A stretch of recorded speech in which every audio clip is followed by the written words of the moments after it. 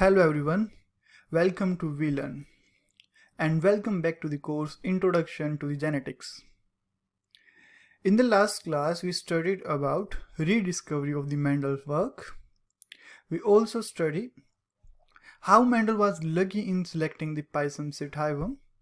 In this class we will study how Mendel performed the experiments on Pisum sativum, and we will also study the character chosen by Mendel. So let's start this class. Mendel initially started working with Pisum sativum, so he took Pisum sativum as his experimental material.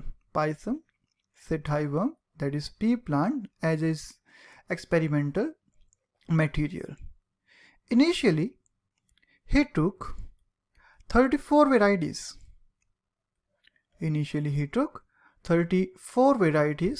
To start with. Then he shifted from 34 varieties to 22 varieties of Pisum sativum.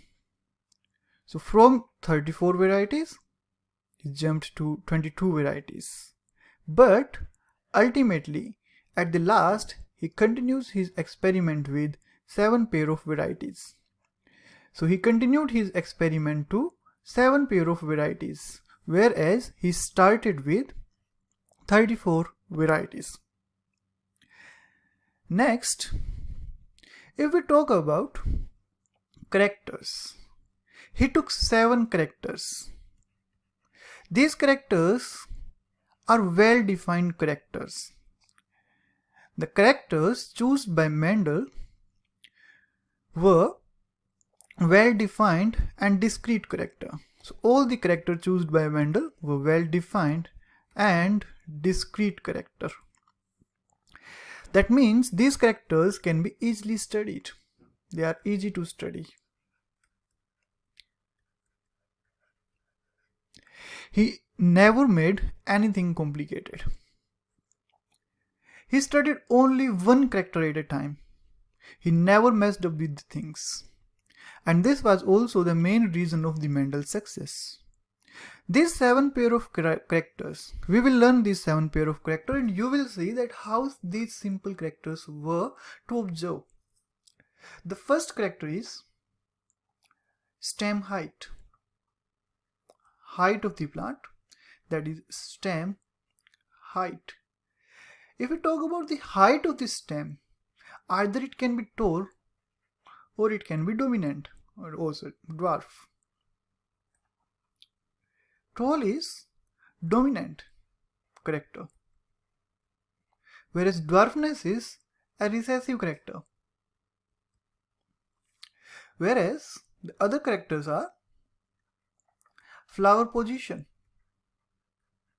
If we talk about flower position, if it is axial in position, then it is dominant character. But if it is terminal in position, then it is a recessive character.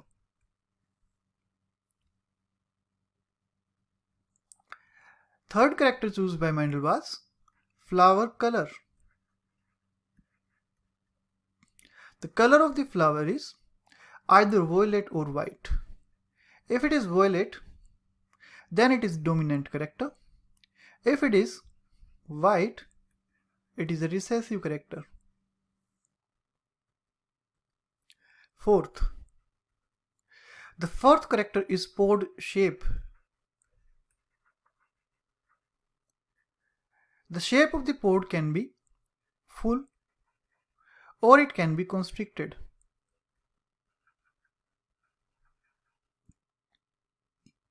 Constricted.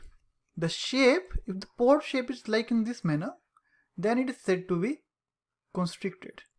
If it is full or inflated, this pod is what we called full or inflated. And this is what we called constricted. Fifth character chosen by Mendel was pod color. Pod color can be green or it can be yellow. If it is green in color, it is the dominant character, and if it is yellow in color, it is recessive. Sixth character. The sixth character chosen by him was seed color. The seed color was either yellow or green. If it is yellow, it is dominant character. If it is green, it is a recessive character. Seventh character and final character chosen by Mendel was seed form. If the seeds are round, the color, the character is dominant. But if it is wrinkled, it is in this shape, then it is said to be wrinkled. If it is wrinkled, then the character is considered to be recessive character. So these are the 7 pair of the contrasting character, 7 pair of the character which was selected by the Mendel. He did his experiment on all the 7 pair of characters, and all the results were same in each pair of contrasting character. Now we will move on to the experimentation part, how Mendel performed experimentation. He kept it simple. With all these characters, he did experimentation part. Mendelian experimentation part is basically divided in 3 parts. So all his experiments on these 7 characters individually were divided in 3 parts. So if we talk about the experimentation part, the experimentation part is basically divided in 3 steps. These 3 steps are selection of the parent plant,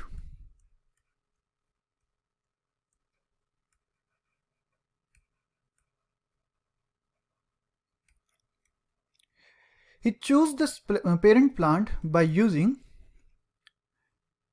pure line. What is pure line selection? Pure line selection, if we talk about the term pure line term was given by Jonassen.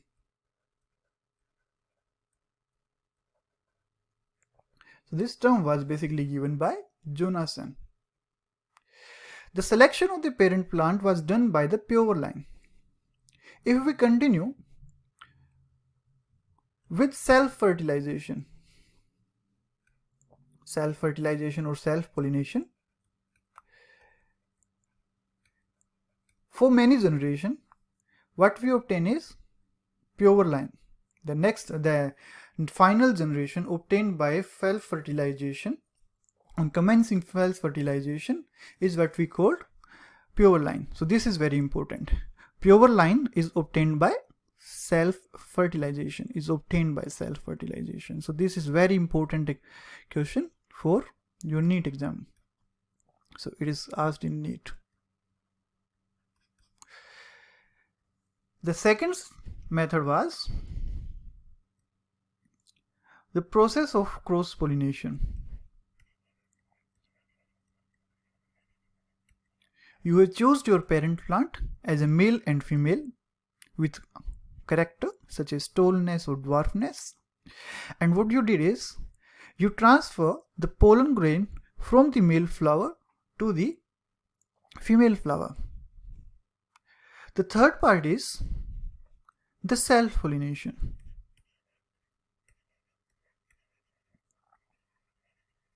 We will definitely study this part with reference to an example in next few minutes. Before moving to that part, I want you to introduce some terms. These terms are very important for genetics classes. The first term here is monohybrid cross. What a monohybrid cross is? Monohybrid cross. So what is a monohybrid cross?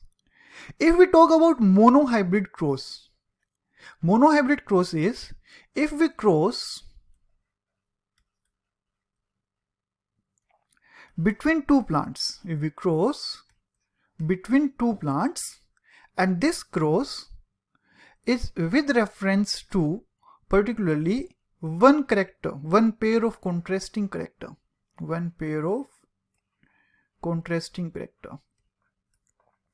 If हम एक ही pair of contrasting character को consider करके cross करवाते हैं, then it is called monohybrid cross. Then here is the term one pair of contrasting character. What does this mean?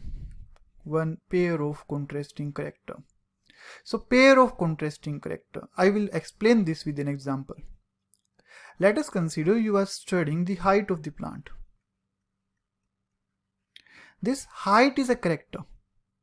This height is a character. The height in the plant can be tallness or it can be dwarfness. Either the plant can be tall or the plant can be dwarf. If a plant is tall, this is a form of height. This is said to be trait 1, character 1. And this is the another character which is said to be trait 2.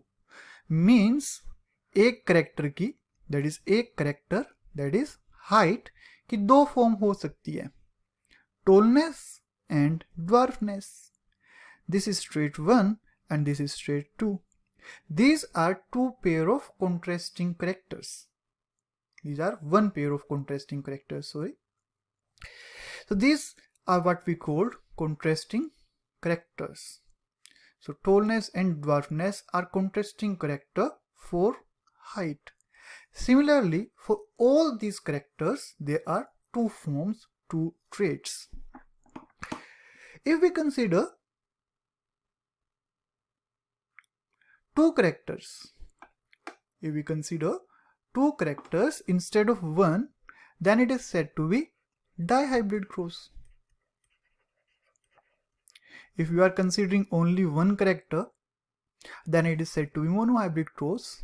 If you are considering two characters for crossing between two plants, if you are crossing two plants with reference to two characters, then it is said to be dihybrid cross. Dihybrid means two characters consider करेंगे आप.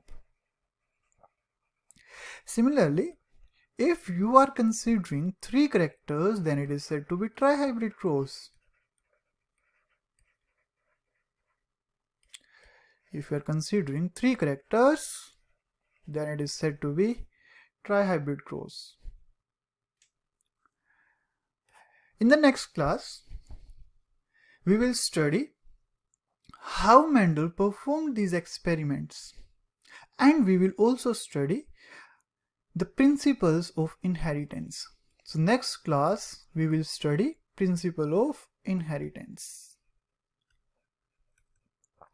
I hope you liked the video. Please give your important feedback, which is very important for us. Thanks for watching the video.